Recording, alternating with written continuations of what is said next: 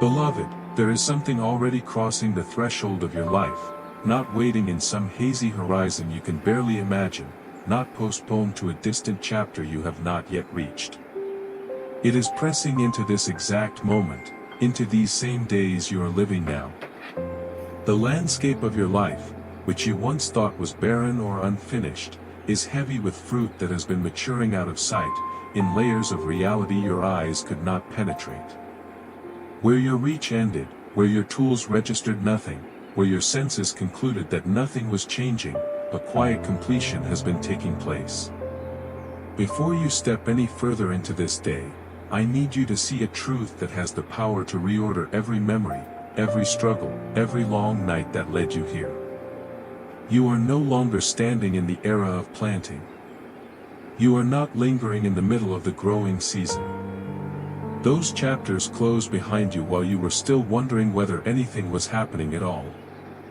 What now rests upon you is a time entirely different from any you have walked through before, because this one bears the full density of what I promised, the full weight of everything you entrusted to me, everything you released with trembling hands and tear-filled eyes, everything you chose to believe when belief itself felt like a risk you could not afford. Every seed you laid in the ground, whether in anguish or quiet obedience, whether in blazing faith or fragile hope, has not only survived but reached its appointed fullness, and the answer to those buried offerings is no longer distant. It is standing at the edge of your life like a figure emerging from the horizon, complete, abundant, specific, moving toward you even now. There were moments, perhaps scattered like constellations across the years, when you bent low and placed something into the unseen. Some of those moments are etched into your memory with razor-sharp clarity, a prayer that shook your whole being, a surrender that felt like something tore open and left your heart exposed, a decision to trust when trust felt indistinguishable from freefall. You remember what it was like to unclench your grip and reach into what you could not see, to whisper, "I will believe in this place, at this time, under these impossible conditions." Others of you cannot narrow your planting to a single dramatic instant.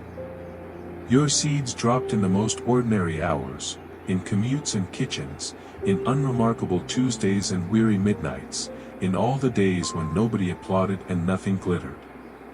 You gave your yes when yes marched you into darkness without a visible path. You chose patience when everything in you screamed for resolution or escape.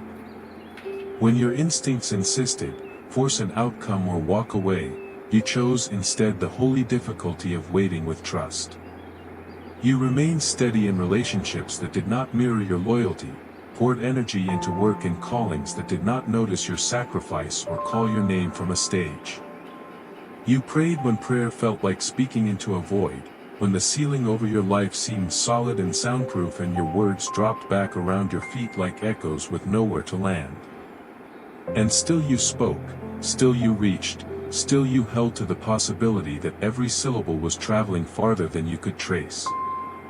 You wept, and I want to linger here, because tears are one of the purest forms of seed a human being can offer.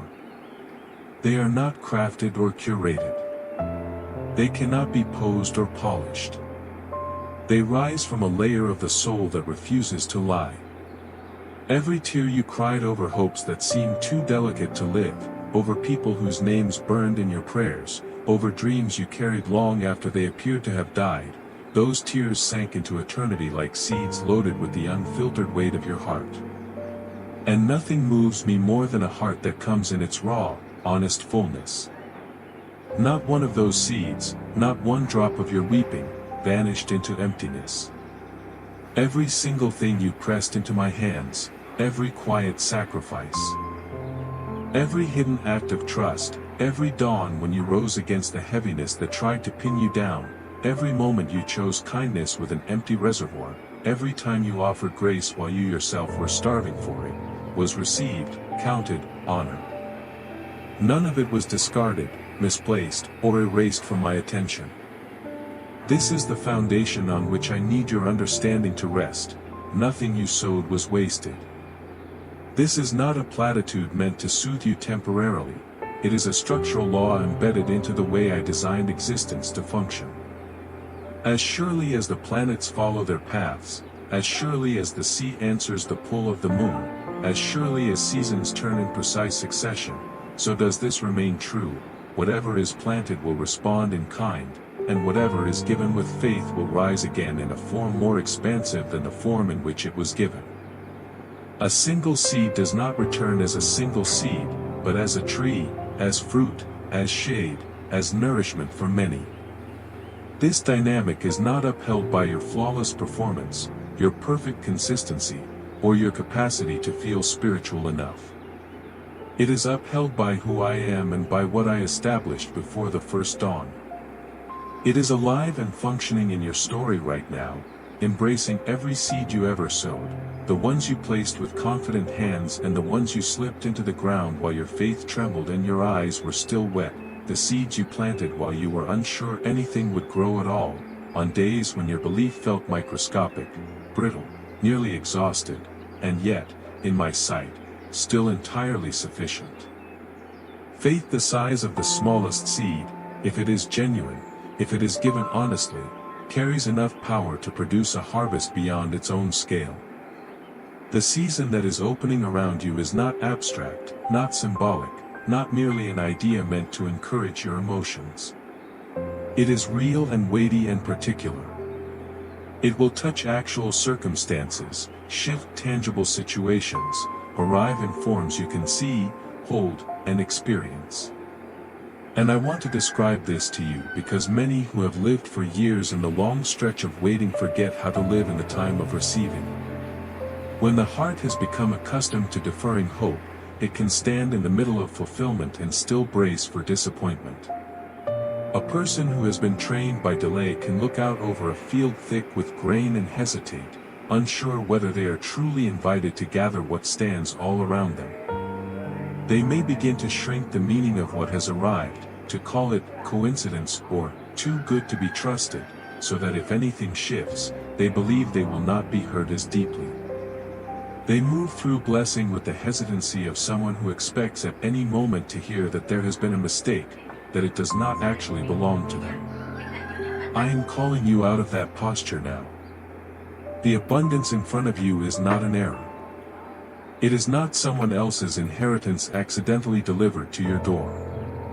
It belongs to you because you walked through the nights that preceded it, because you did not abandon the field when it looked empty, because you stayed when leaving would have been easier.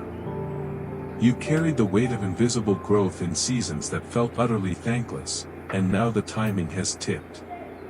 This is the hour when what was promised becomes what is present. Open both hands. Let your heart expand instead of contract. Receive without flinching, without apology, without hiding the magnitude of what I am giving under the thin veil of false humility that whispers, "This is too much for me, I should not hold this." You are not stealing anything by embracing what has come. You are simply welcoming what has been growing toward you since the day you first dared to believe. Now, I want to walk you back through some of what you planted, so you can see clearly what stands on the other side of those hidden exchanges between your fragile trust and my unwavering faithfulness. When you kept showing up in prayer during those long stretches when you felt no warmth, no spark, no echo, and it genuinely felt as if you were the only one speaking into a vast and indifferent silence, you were planting some of the most potent seeds of all. Every time you prayed without evidence, without a confirming sign, without the comfort of immediate response, you were declaring something powerful, that I am present even when your senses are numb, that I am active even when your understanding is blind, that the channel between us remains open even when it does not hum with obvious activity. The faith that continues to reach in the dark, that continues to speak into quiet, that continues to lean toward me when nothing around you validates that choice, this is the faith that yields the greatest multiplication. It is not the easiest faith, but it is the most fruitful. And you practiced it, not once, but again and again, in the nights when your soul could not see the outline of what it was touching. Not a single word you breathed fell unheard. Not a single reaching of your heart failed to arrive. Answers were being woven long before you saw the first thread. Alignments were being arranged in realms beyond your immediate perception. Timelines were being interlocked with a precision that only becomes visible when you look back from where you are standing now, on this side of the passage. From here, if you allow yourself to trace the path, you will begin to recognize that every span of quiet was actually an unseen construction site. Every delay carried within it the exact formation required for the next step to hold. The turnings that felt like detours were, in fact, the only routes that could have brought you to this particular convergence. When you chose integrity at the exact points where compromise would have felt quicker, smoother, more profitable, you were sowing seeds whose roots now run deep beneath your life. There were moments when bending the truth, softening your convictions, or disguising the fullness of who you are would have bought you instant ease or advantage. Yet you resisted that pull. You walked the slower road, the one that cost time, opportunity, or comfort. Those decisions have ripened into a kind of trust that others can feel even when they cannot name why. They sense solidity when you enter the room. They hand you responsibility, entrust you with what matters, not because you advertised yourself, but because something in you does not move with the shifting winds. The harvest of your integrity is influence that carries weight, doors opening into places where character is required, where something precious must be safeguarded. These openings are not random. They are the natural outgrowth of what you planted in the hidden places years ago. All of it, your tears, your prayers, your obedience, your restraint, your courage, your steady choosing of what was right over what was easy, has brought you to this threshold. The season that now unfolds is the rightful return of everything you entrusted to me, multiplied, matured, and ready to be gathered fully into your hands. There were long stretches of time when no one was watching you, when no one would have been able to tell what you chose, when the decisions you made were hidden from every eye but yours and mine, and it was in those unobserved hours that you put small, costly things into the soil of your life. Those tiny, unseen acts are what have grown underground into the deep foundation that makes you ready now. When you chose to be generous while your own hands were empty, when you stepped in to lift someone else even though you were the one desperate for a hand, when you poured into another person's calling while your own dreams sat unfunded on the shelf, when you spoke hope over another heart while your own hope felt delayed and fragile, those were not random moments. Those were seeds you pressed into a ground you could not see, and those seeds have been multiplying according to a reality that does not bow to human math or earthly markets but is governed by the way my realm works. That last piece of bread you broke and shared when you had no idea where the next loaf would come from has returned as a spread so abundant that everyone who knows even part of your story is left bewildered, whispering to themselves that the outcome does not line up with the input. The words of courage you gave away while your own soul felt starved of encouragement have come back to you as a circle of people who speak strength and life over you at precisely the moments you would otherwise collapse. The giving that hurt your bank account, the offerings that you released when logic screamed at you to hold back, have been compounding in a realm where returns are not dictated by interest rates, inflation, or market swings, but by a law that starts where human calculation ends, pressed down, shaken together, overflowing beyond your capacity to measure. And then there were the seeds of forgiveness, the most painful and expensive seeds of all. You know how much it cost you to release those who never apologized, never owned what they did, never tried to make it right. You know what it took to let go of offenses that scarred you in places no one else can see. That kind of forgiveness extracted something real from you, something that felt like blood from the bone. Yet those seeds did not fall into emptiness. They took root and grew into a liberty inside your own chest that nothing else could have created, a release that opened space in you to receive what bitterness and resentment would have permanently locked out. Understand this without confusion: unforgiveness closes the hand. And when the hand is clenched around an injury, it cannot grasp a blessing. Every time you decided to clutch the record of wrongs, to rehearse the list of what was taken from you, to hold tight to a debt that someone else racked up and never repaid, in that very decision your fingers curled around the wound and sealed themselves shut against anything new I wanted to place there. But every time you chose instead to let the debt go, to stop demanding repayment, to obey my voice and forgive, not out of sentimentality, not because the other person suddenly became deserving, but because your own freedom was on the line, your hand opened again. And an open hand is a hand that can receive. Your forgiveness was never an act of weakness or naivety. It was a precise, strategic move. It was wisdom in motion.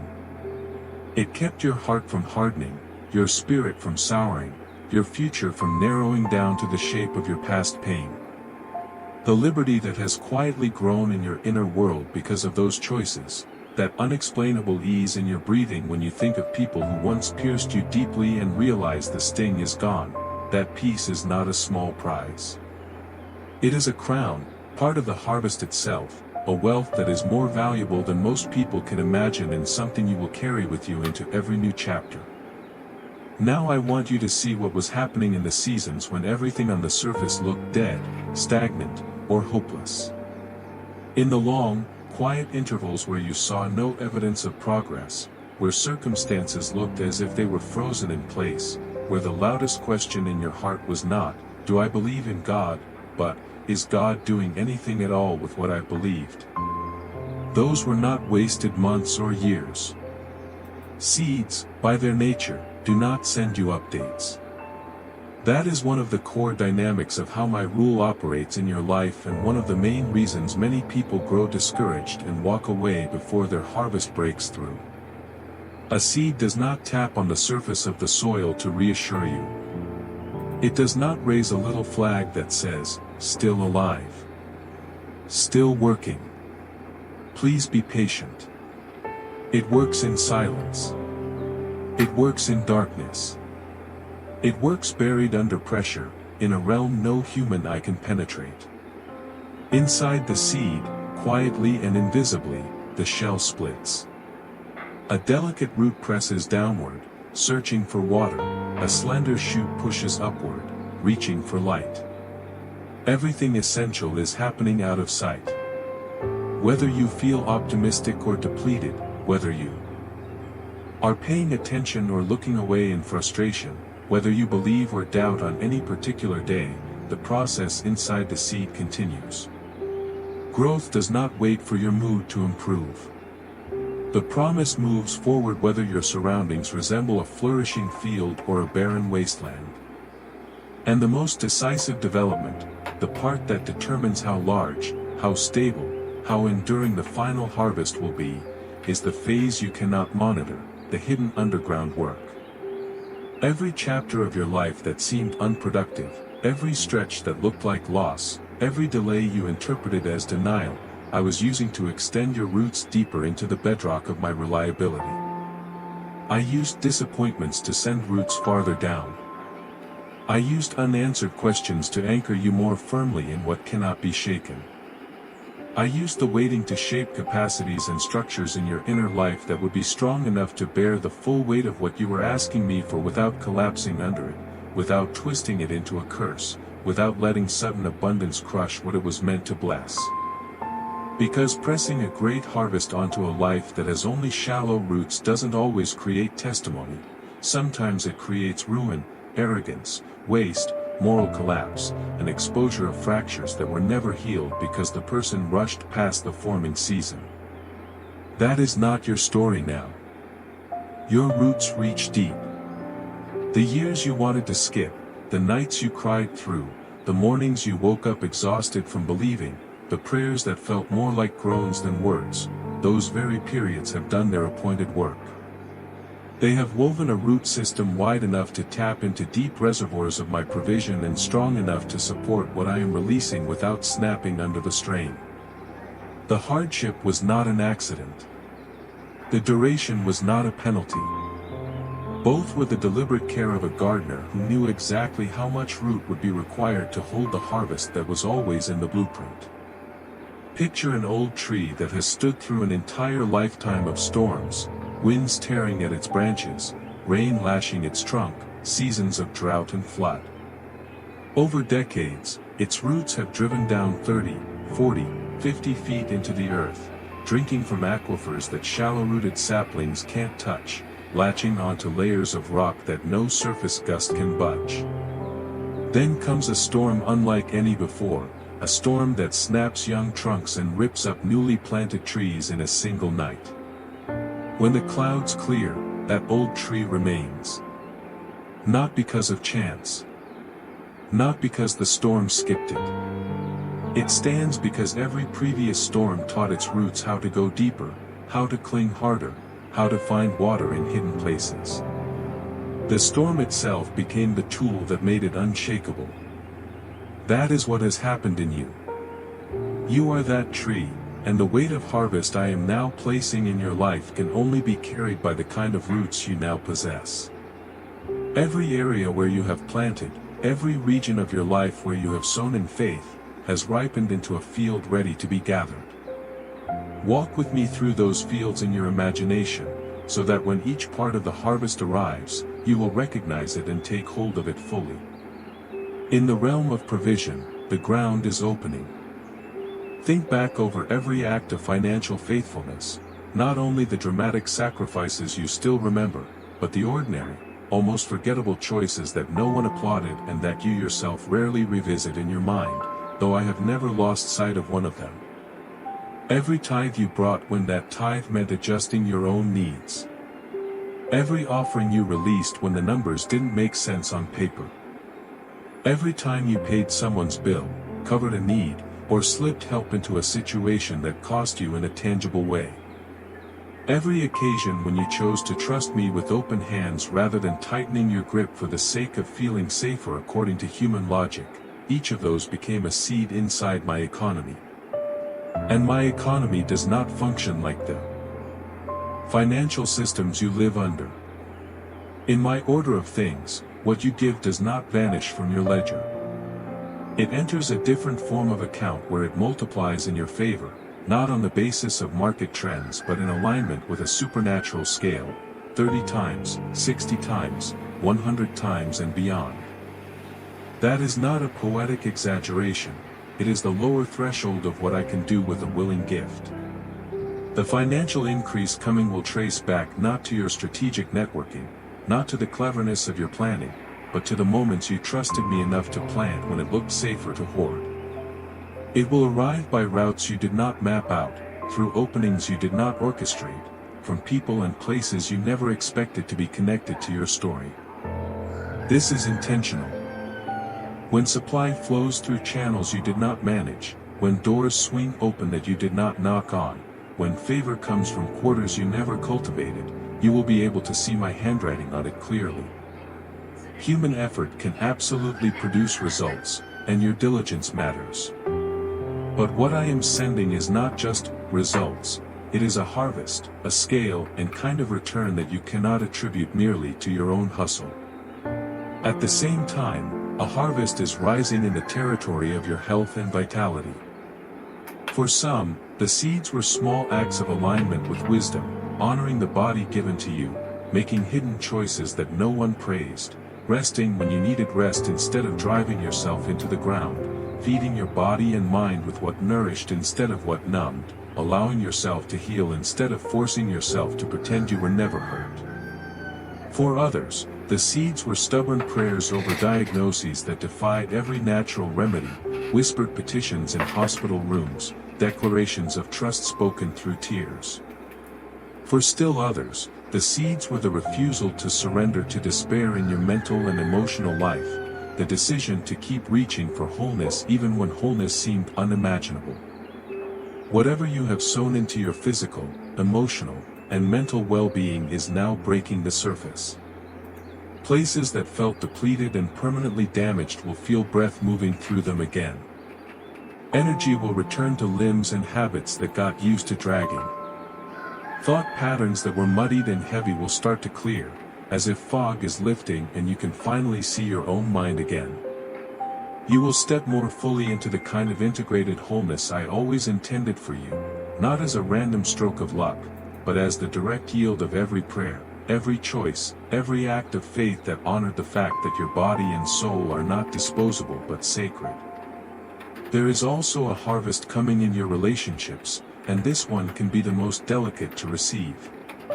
Because of what you have survived relationally, people you loved who walked away, loyalties you gave that were not returned, investments of time, trust, and affection that ended in betrayal or abandonment, it would be natural for your heart to construct fortresses. Those walls did not make you weak, they helped you survive. They were a response to real pain, a way of saying, this hurt will not be allowed to happen again. But barriers built to keep out harm can harden into barriers that also keep out goodness. And what I am bringing to you now in the sphere of connection is too rich, too aligned with who you have become, to be turned away by defenses that no longer serve you. So I am gently, carefully working on those structures around your heart, disassembling the ones that belong to a past season, making space for new voices and new faces who are part of this unfolding chapter.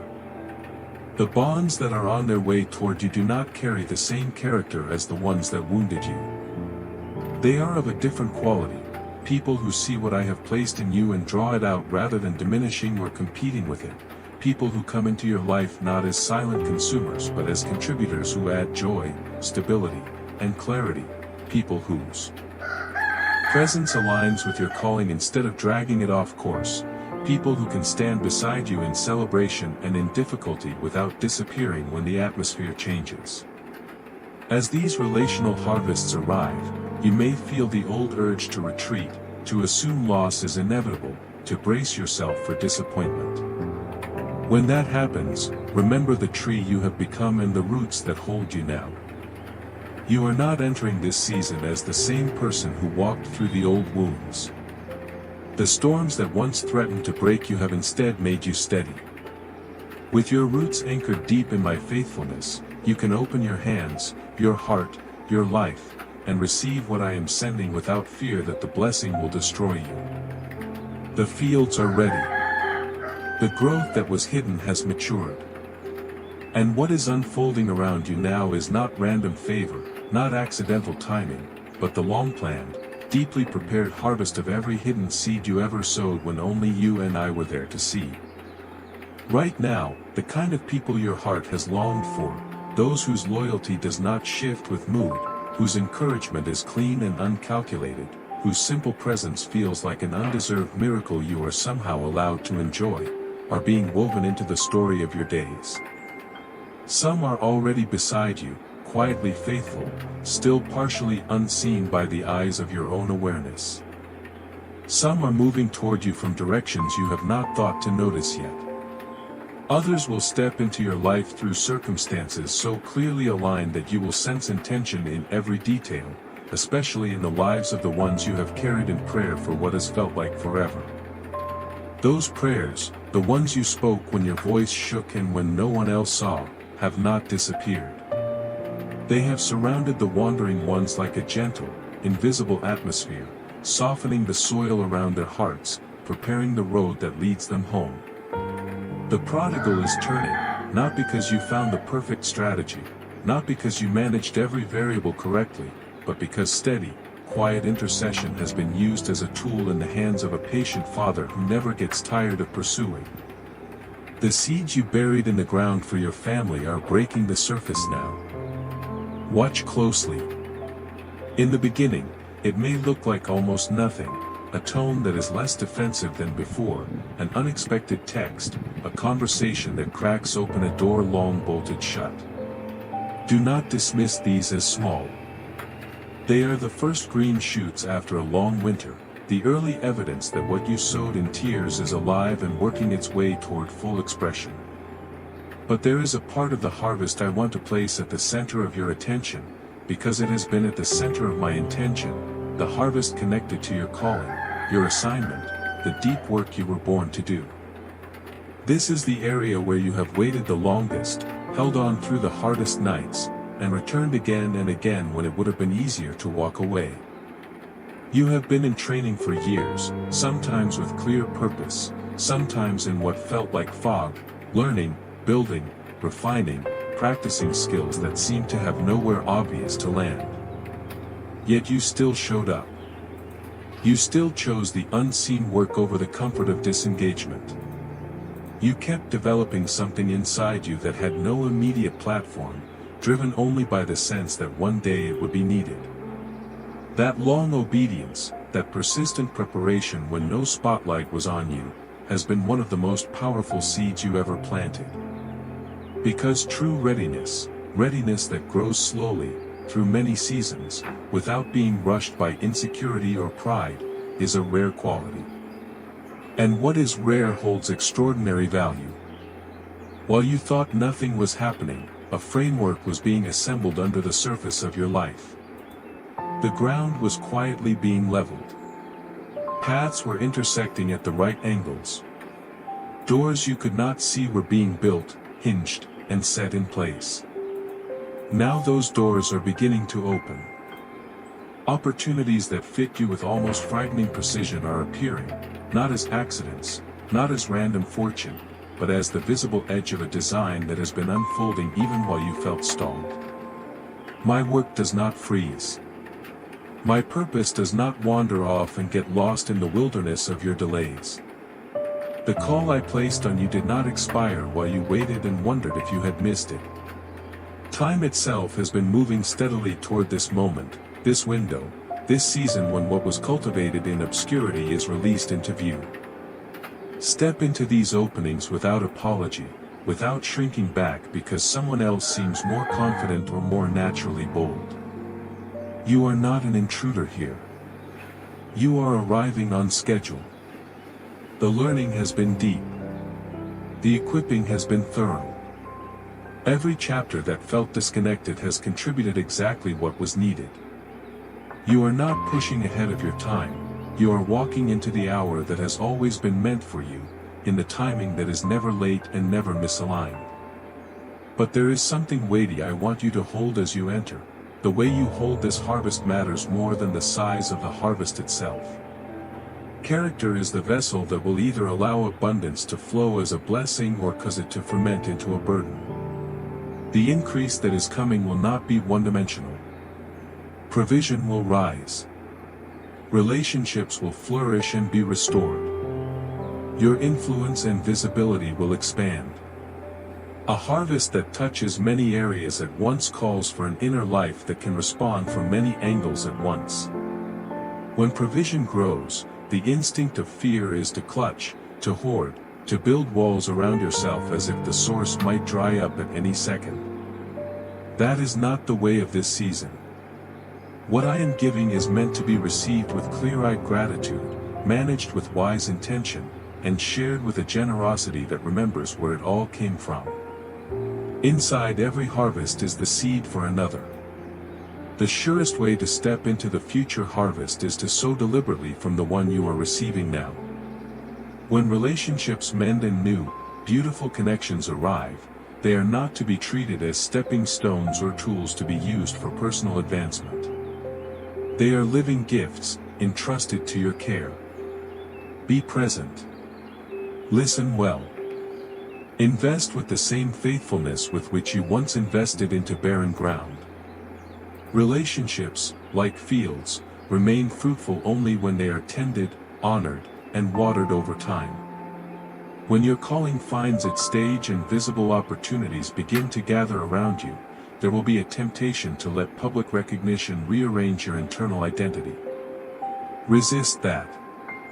Stay anchored in the version of you that was formed in the quiet, the one whose roots grew down in hidden seasons, whose character was shaped in waiting rooms and lonely fields, who learned by experience that every good thing traces back not to personal brilliance but to my steady faithfulness. Carry that awareness like a hidden flame into every space you enter. Where humility lives, harvest multiplies. Where pride rules, abundance collapses in on itself. I am not pouring this season into your life so it can implode. I am entrusting it to you because I have seen the work done in secret, the deepening of humility, the way your heart has been softened, refined, and aligned. I can trust you to handle increase with open hands, wise stewardship, and real gratitude, the conditions under which harvest becomes the beginning of more, not the end of something fragile. Belonging to this season, at the very center and not at the margins, is joy. Not the kind of joy you allow yourself in small, cautious doses, but the full, ringing kind you have almost forgotten how to embrace. Many of you have trained yourselves to hope carefully, to keep expectations low so your heart will not have so far to fall if things don't work out. You have become skilled at realistic faith, believing, but with a guardrail against disappointment. Over time, that carefulness has restricted your capacity for joy. You receive good things with one hand extended and the other half withdrawn, wanting to celebrate but holding back so you won't look foolish if the good thing vanishes. In this season, I am inviting you to uncurl your fingers, to open both hands, to receive joy as fully as you once received discipline. You did not hesitate to endure the hard work of sowing. Do not hesitate now to enter the bright, unguarded gladness of reaping. The planting cost you. The waiting stretched you. Let the harvest restore you. Let laughter come all the way from the place that learned to believe in the dark. The psalmist once described those who walked into the fields with tears in their eyes and tiny seeds in their hands, and who returned carrying sheaves and singing at the top of their lungs. You know what it is to walk into hard ground with nothing but trust. Now it is your turn to feel the weight of full arms, the visible, touchable proof that the sacrifice, the nights of questioning, the unseen obedience were not wasted. The soil was working, even when it looked lifeless. Every buried seed was doing hidden work beneath the surface. The only fitting response to coming back with sheaves is unrestrained, wholehearted, gratitude-soaked joy. Let it rise. Speak it, sing it, laugh it, allow it to move through every part of you that once wondered if this day would ever come. This is not a private party that I am absent from. I enter into this joy with you. When what I have prepared finally meets the life of a child who persisted when quitting was understandable, I celebrate too. I take delight in watching sorrow give way to songs, in seeing the long ache of waiting yield to the solid reality of fulfillment. Over you, even now, I am singing. The harvest is not theoretical. It is here. It is plentiful. It is shaped uniquely to fit your life, carrying my imprint in details large and small, arriving not late, not early, but precisely at the moment when you are most able to carry it well, to use it beyond your own comfort, to become a living sign to those who are still in their long seasons of sowing. Because that is part of the purpose. When you walk in abundance, when restoration is visible on you, when fruitfulness surrounds your steps, your life becomes a living witness that this process is real. Someone is still in the plowing stage, still dropping seeds into exhausted soil, still watering the ground with tears they are half convinced are pointless. They need to see you now. They need the proof that the process ends in harvest, that promises are not empty, that delay is not the same as denial, that the one who spoke of reaping does not forget. Your story becomes a seed for their faith. As you gather, as you step boldly into what is opening before you, you are unintentionally sowing hope into fields you will never personally walk through, simply by living honestly and joyfully in your own. There is yet another dimension of this season that is rarely named but deeply treasured in my heart, the harvest of peace. Not the shallow calm that appears only when every problem is solved and every loose end is neatly tied, but a peace of a different order, one that coexists with unanswered questions and ongoing responsibilities. This peace does not erase challenge, it changes how challenge feels. It is the kind of peace that does not depend on everything finally making sense. It lingers in your chest when circumstances are still catching up to what I have spoken. It remains at the core of you when some areas have blossomed and others are still in process. It lives comfortably beside your ongoing need for faith, perseverance, and trust.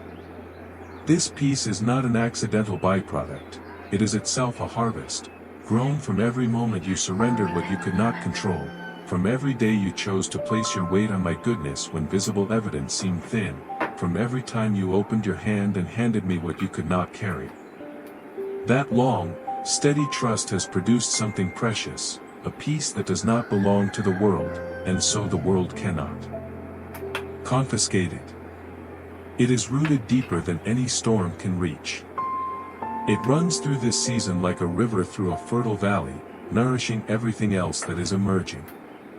Let that peace fill the atmosphere of your inner life as the harvest unfolds. Let it be the quiet strength that holds your abundance without fear. Let it testify inside you that this time is not like the others, that a genuine shift has taken place within you as much as around you, and that you are standing now not only in a season of visible harvest but in a way of being that will carry you through every season still to come.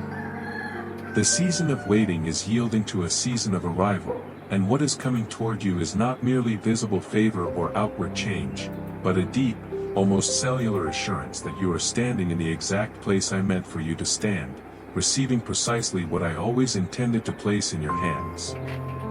The subject of timing is one of the sharpest edges against the faith of those I cherish, and I refuse to treat it with cliches or polished religious language that skirts around the real ache you've been carrying. You have wrestled with the strain of time passing without seeing what you were promised.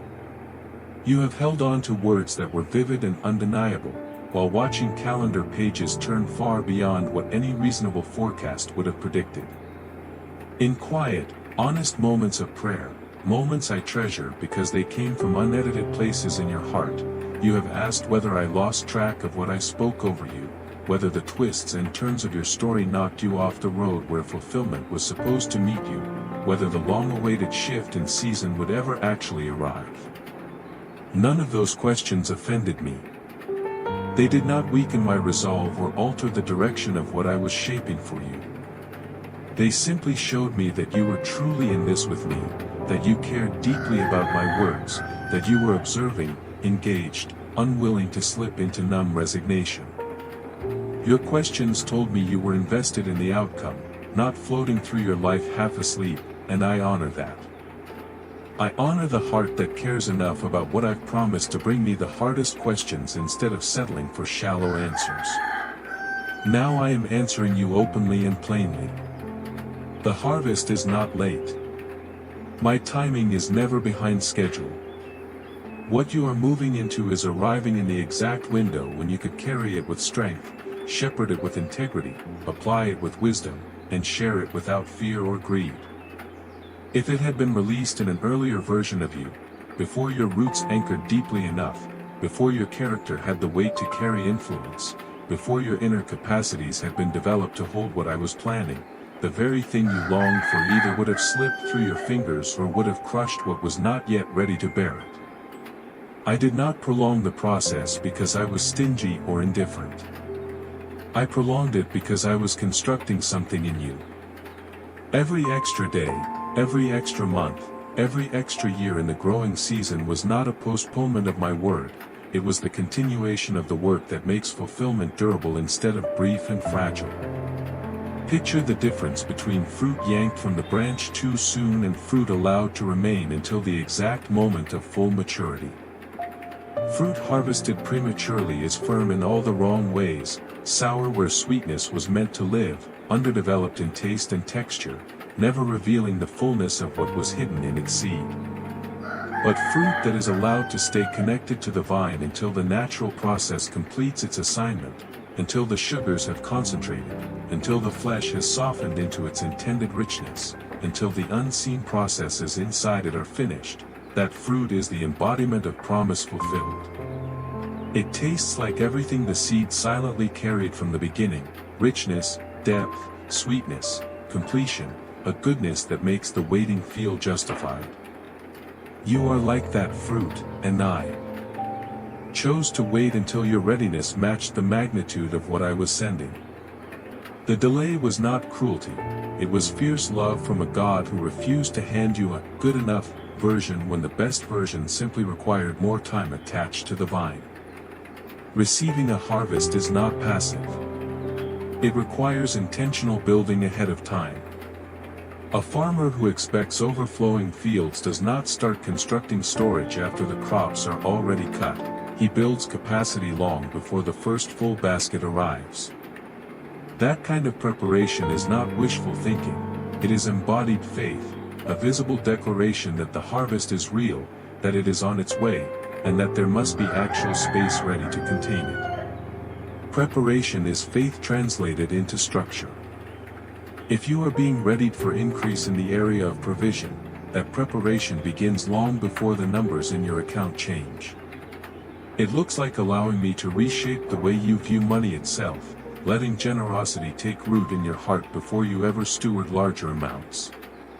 It looks like practicing wise management with what seems small so that by the time more flows in, the habits required to handle it with honor are already second nature. The person who can treat $10 with gratitude, clarity, and open-handedness is being trained to approach $100, $1,000, or $10,000 in the same way.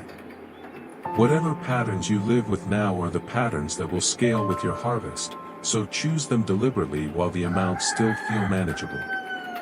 If what I'm cultivating is a harvest in relationships, then preparation looks like hard work, not just calendar adjustments. It means letting me gently dismantle the defenses that once kept you safe but now keep you isolated. It means facing old pain, releasing past offenses, forgiving yourself and others, choosing to let layers of self-protection peel away so that real connection actually has room to exist. You cannot receive deep, nourishing, life-giving relationships while simultaneously keeping your inner world locked behind walls you refuse to lower. The softening and opening of your heart is not optional, it is the doorway through which relational blessing enters. I know every story behind every scar that made you close down. I am not asking you to throw your heart into danger, I am inviting you into healing. I will touch those places with precision, with tenderness, with full awareness of why you armored yourself in the first place, and with absolute commitment to restore what has been shut down for too long.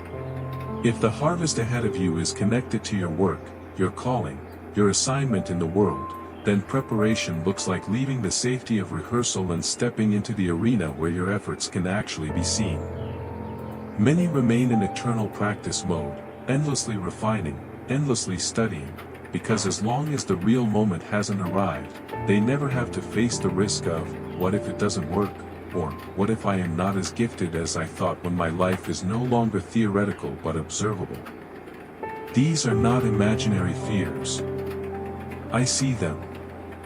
I understand them. But the field where harvest grows is not the private training ground, it is the visible, lived-out space where you actually do what you were built to do. To stand in that field, you must be willing to show up fully, bringing everything you've developed in the unseen seasons into the open and allowing it to make impact, however imperfectly. And you will not be there alone. Whatever fear travels with you into the spotlight, I travel with you too.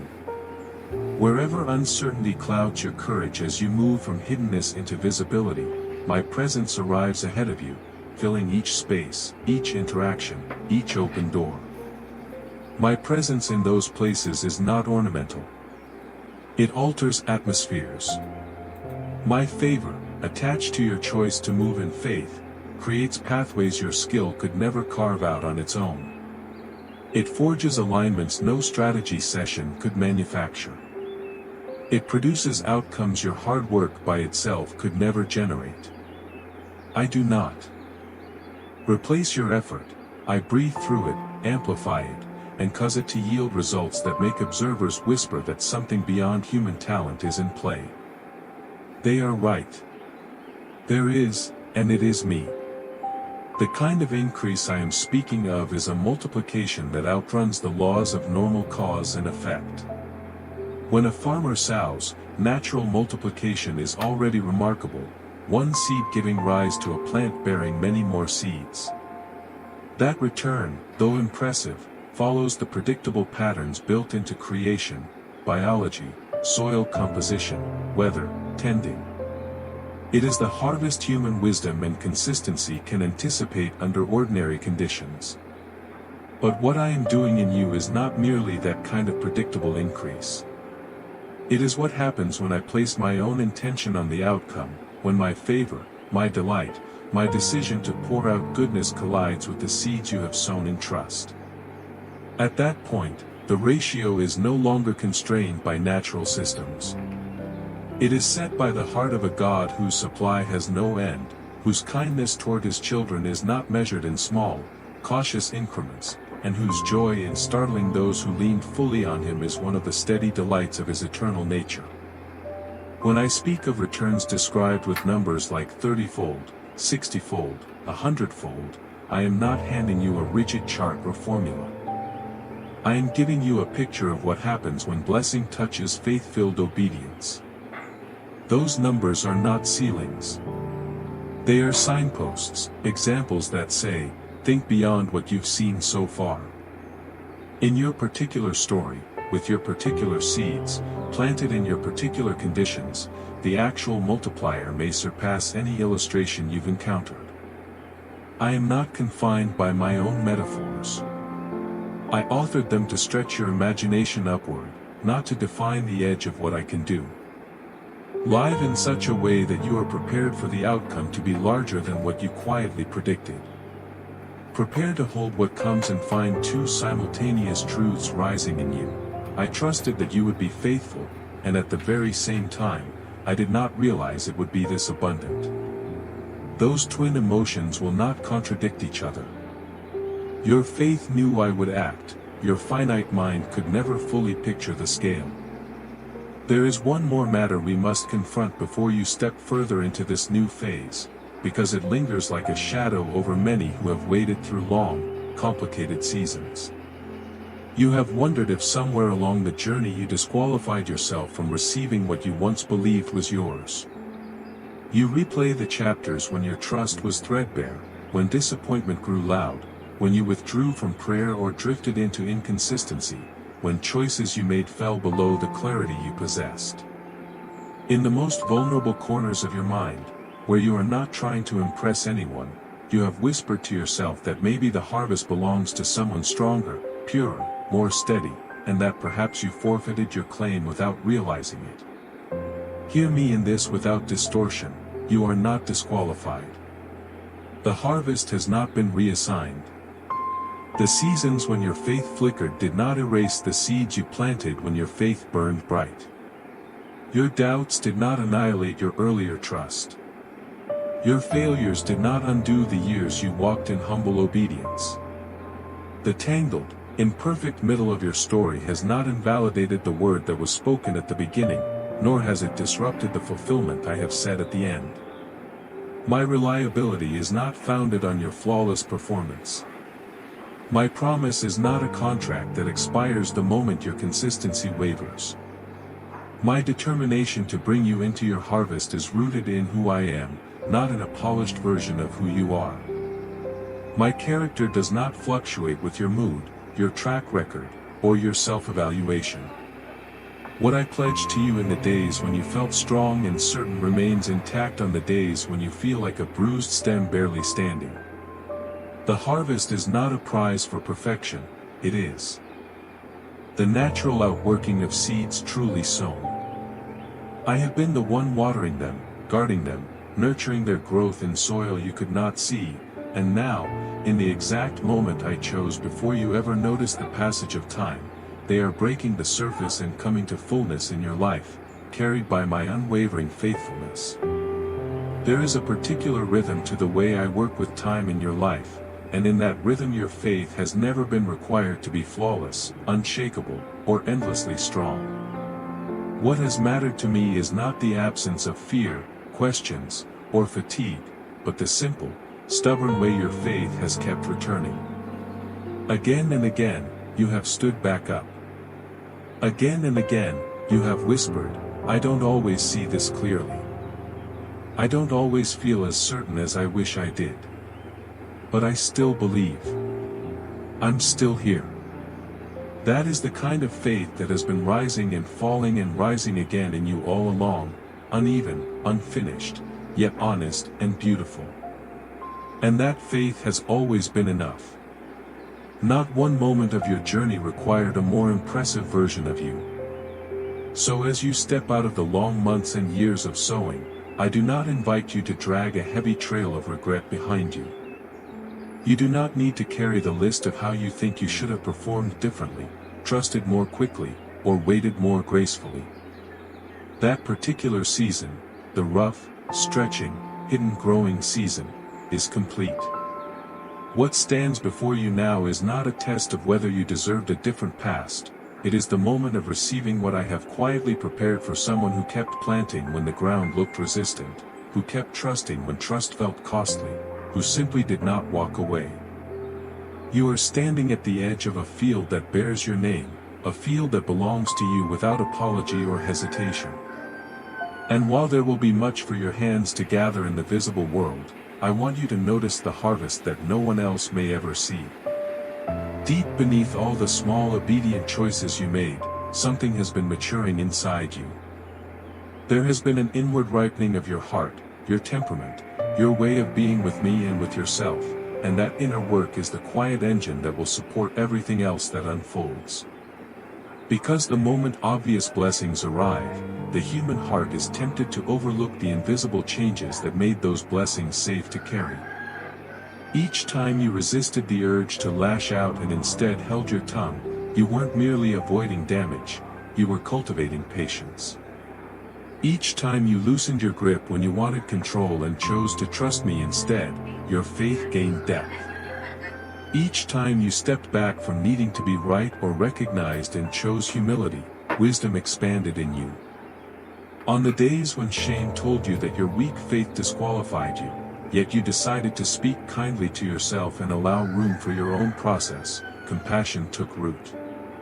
When prayer felt like an empty habit and you still showed up, that perseverance wove itself into your soul. When your circumstances shouted that my promises were naive or impossible, and you nevertheless leaned toward what I had said, spiritual clarity was sharpened in you. Over time, these countless unseen decisions layered upon each other, like ring upon ring in a growing tree, until they formed a sturdier, calmer, more grounded version of you than you have ever known. That inner solidity, the sense that you are not constantly at the mercy of what is happening around you, is itself a harvest. It is a way of being that can hold peace in the face of disruption, a quiet confidence that remembers how many hard seasons have already turned into surprising seasons of provision, and therefore no longer panics when difficulty appears. From this interior strength flows your capacity to handle every other kind of increase well. The person you became in the long, uneventful stretches is the very person who can now receive good things without collapsing into arrogance or entitlement. The integrity that formed in the shadows is the same integrity that will keep you steady when your life becomes more visible. The deep trust that was forged in years of walking without clear evidence will guard you from allowing success, favor, or opportunity to redefine who you are or uproot you from the source that gave you life in the first place. Yet none of this means the harvest will drop into your lap while you stand at a distance. The season you are entering calls for you to be alert and active. Abundance rarely arrives labeled in bright colors.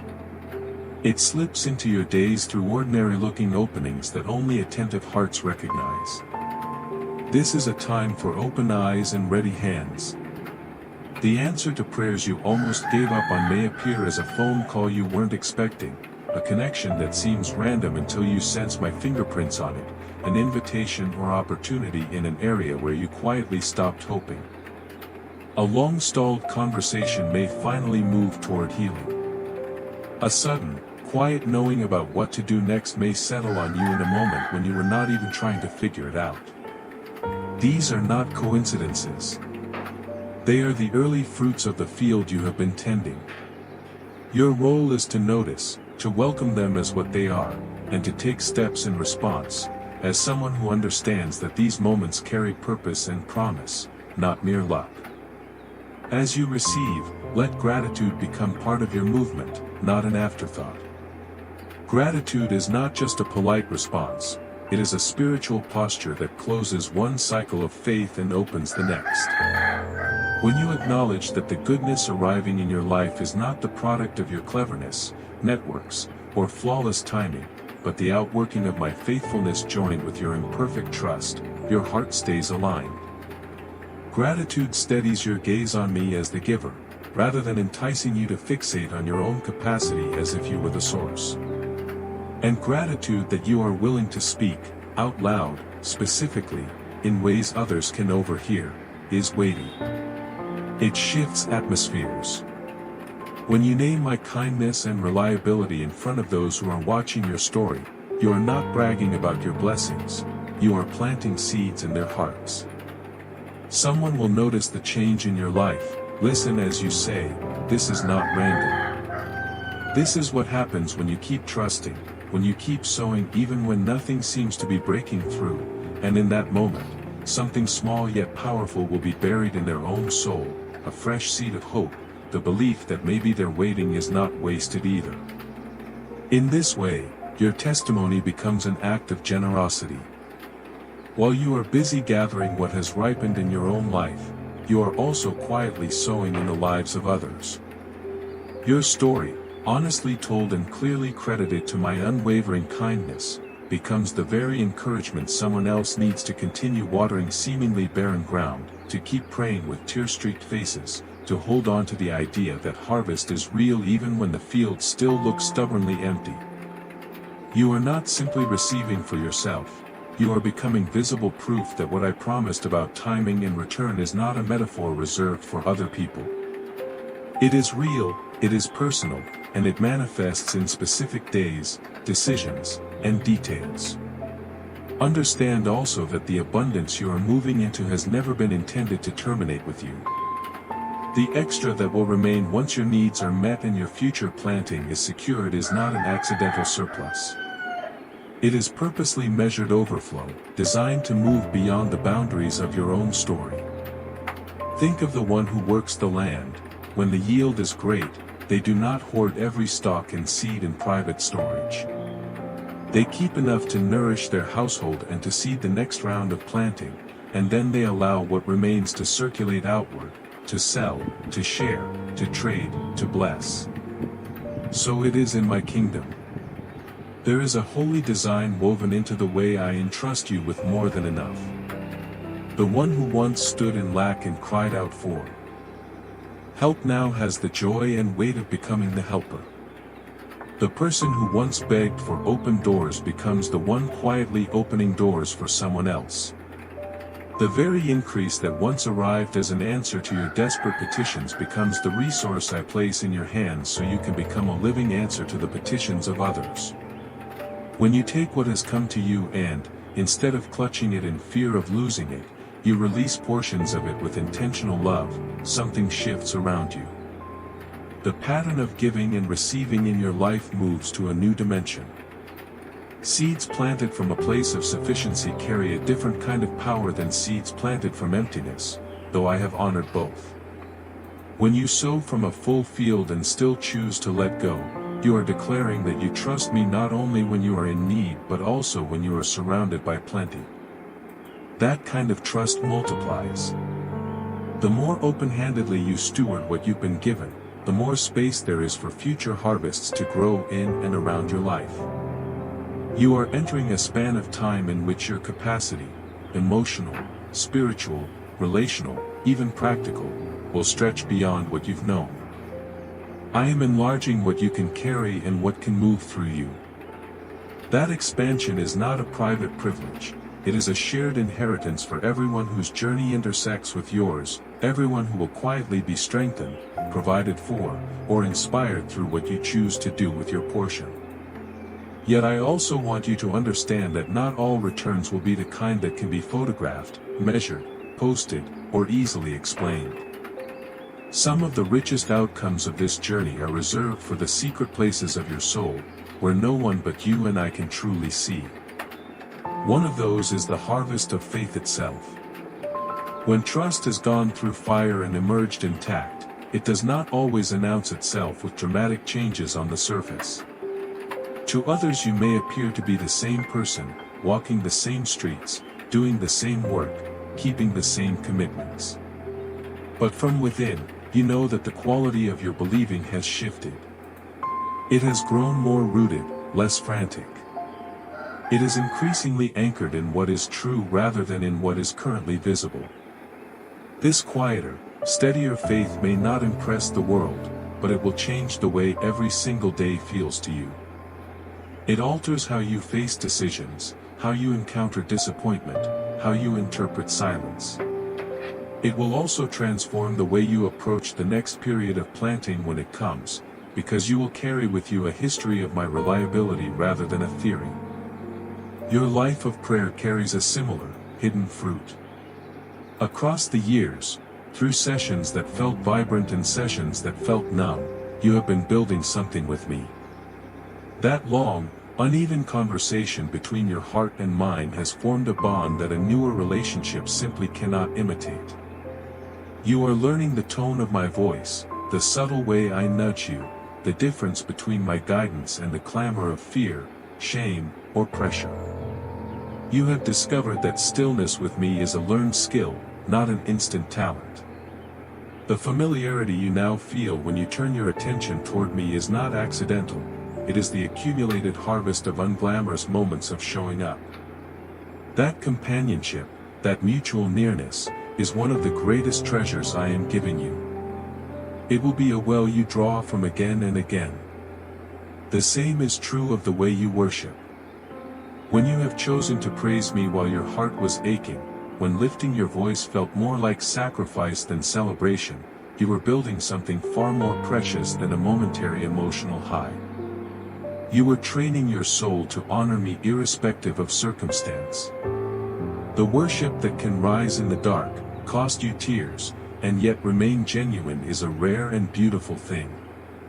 Its reward is not merely comfort, it is a kind of sustained awareness of my presence that cannot be bought, staged, or stolen.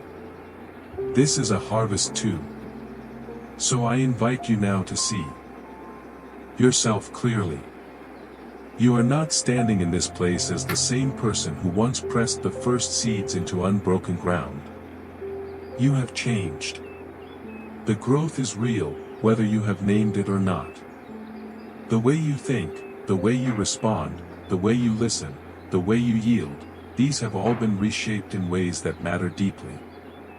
The one who has moved with me through the full story arc of beginning, tending, enduring, and now receiving is immeasurably valuable in my work on the earth, because you carry a lived understanding that cannot be given in a sentence or a slogan.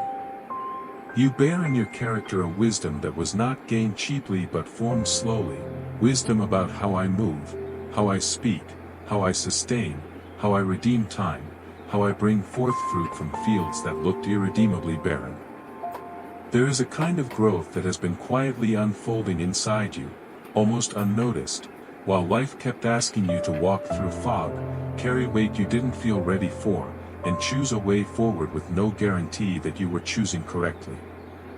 That growth is wisdom, and it is one of the richest, most essential parts of the harvest now approaching your life.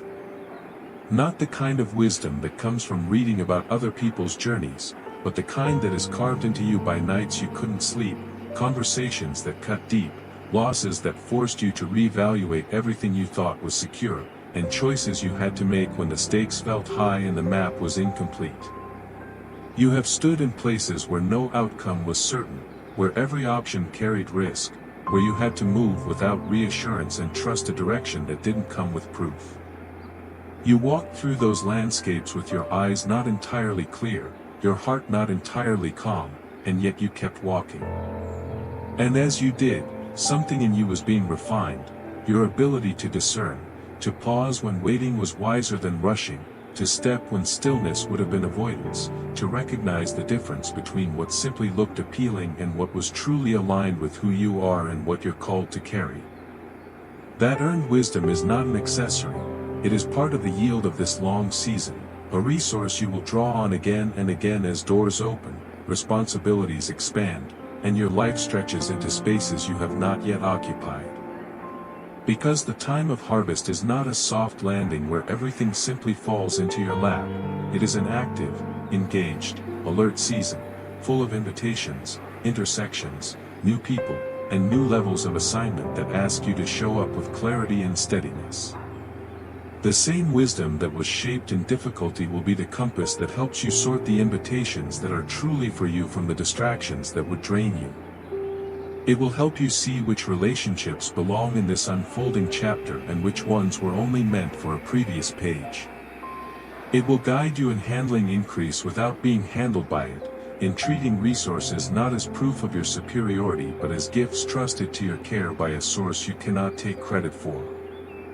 And that wisdom will keep you grounded in humility when visibility, opportunity, and recognition begin to rise around you, because you will remember that every visible result began as an invisible seed, that every seed was given, that grace is the origin of every good field, and that apart from that grace nothing would have taken root. This inner harvest does not come from theory, it comes from soil turned over by your own story.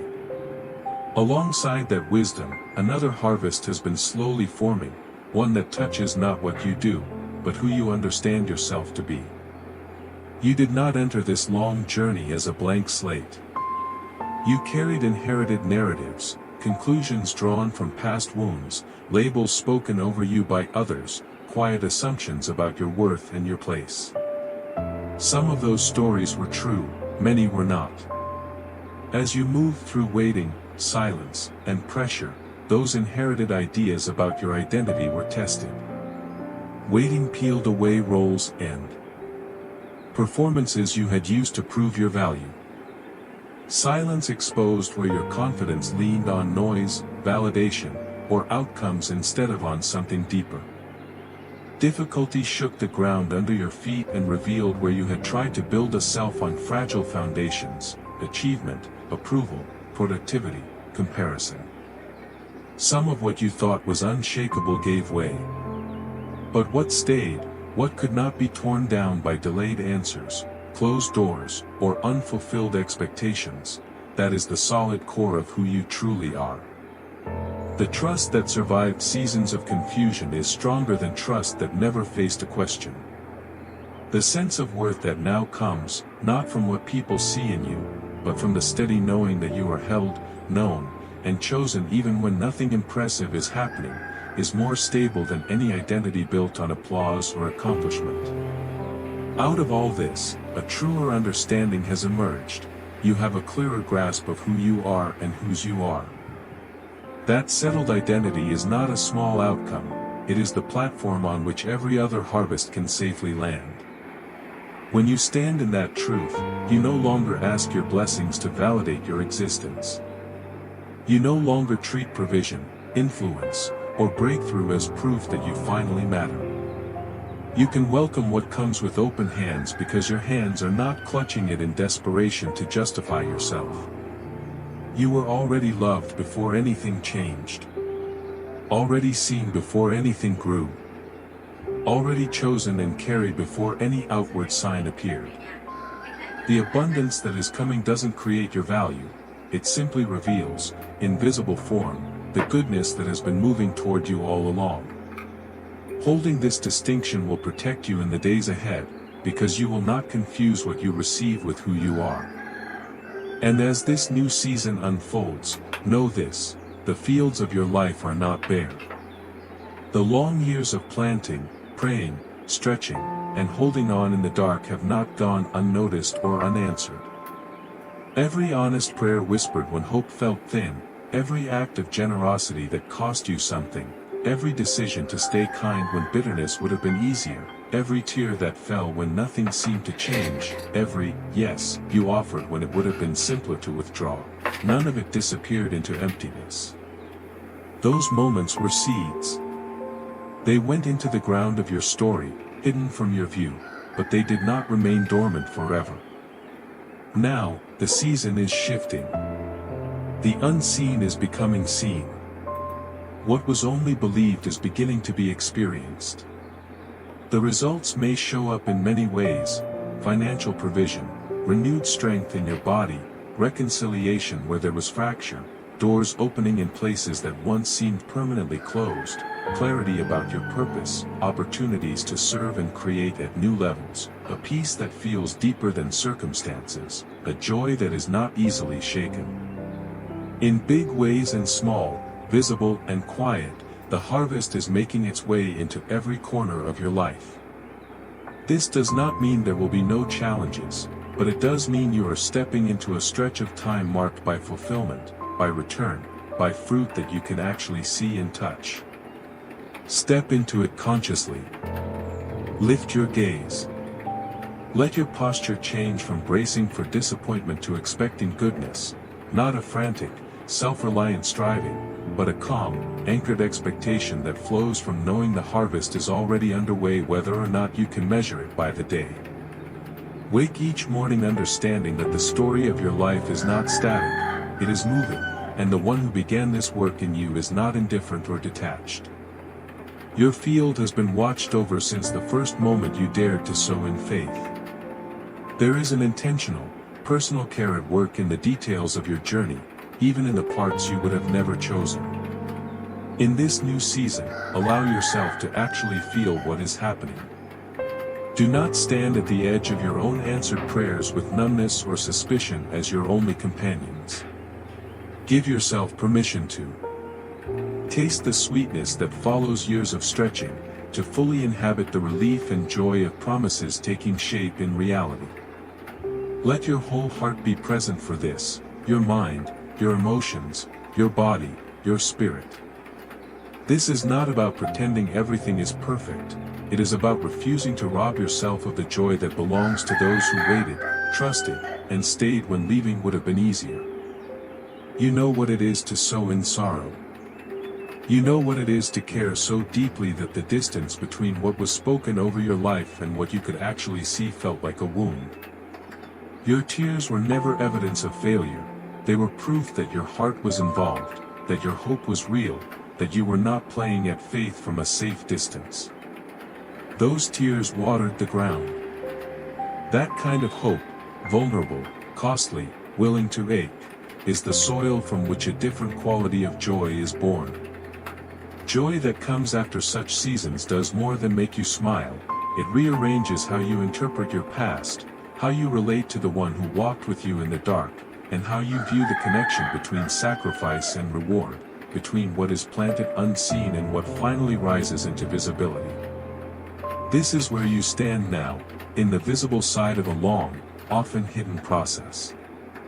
And there is delight over you here, not because you were flawless, not because you never doubted or struggled, but because you kept returning, kept choosing to plant one more time, to show up one more day, to open your heart one more inch even when there was no guarantee of how or when the return would come.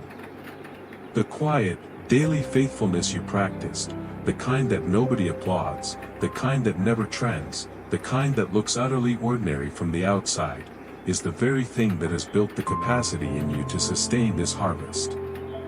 Grand gestures may look impressive, but it is the accumulated weight of small, consistent choices aligned with what is true that forms a life strong enough to carry abundance without collapsing under it. As the abundance unfolds, remember that harvest and planting are never truly separate. This season of gathering is not the end of the story, it is also the beginning of a new cycle of generosity. You will receive much, and out of what you receive, you will be invited to sow again, into people, into dreams, into possibilities that will bless others in ways you may never fully see. You are being woven into a continual rhythm of giving and receiving, of being blessed and becoming a blessing, of reaping and then spreading new seed into places that are still waiting for their own harvest. Your life is not an isolated tale, it is a chapter in a larger narrative of grace unfolding across many lives and many seasons. As you walk forward, let the abundance restore what was worn down in you, let it rebuild what was broken, let it confirm that your trust was not misplaced. Let it settle into both the visible and invisible parts of your existence, your health, your home, your work, your inner world, your relationships, your future plans. Let it bring you into deeper intimacy with the one who never left the field of your life unattended, even when the sky was silent and the ground looked bare. And when you encounter others who are still in their waiting, still pressing seed into soil that looks unresponsive, still crying as they plant, do not keep this hope to yourself. Tell them, not with cliches or pressure, but with the quiet authority of someone who has walked through their own ache, that waiting is not emptiness, that their tears are not wasted, that a harvest is already forming in ways they cannot yet perceive. You stand now as living evidence that long, faithful seasons do not end in futility. You are proof that there is more on the other side of obedient sowing than exhaustion and unanswered questions. This is your moment to gather, to rejoice, to rest, and to resow generously from what you receive, knowing that the story is still being written and that your life carries a beauty and purpose far greater than you have yet seen. If this resonates with something real and deeply yours, write Amen below. In this shared space, let all who have sown in quiet, in tears, in hope, show up and speak as one. The season of reaping has arrived. The promise did not die. The seed was never wasted. What you choose to say now carries weight. When your faith is released in words, the air around you shifts and fills with holy anticipation. And side by side, as men and women who kept on trusting when it felt almost impossible to believe, we walk forward into the long-awaited harvest that has been moving toward us all along, even when we could not see it.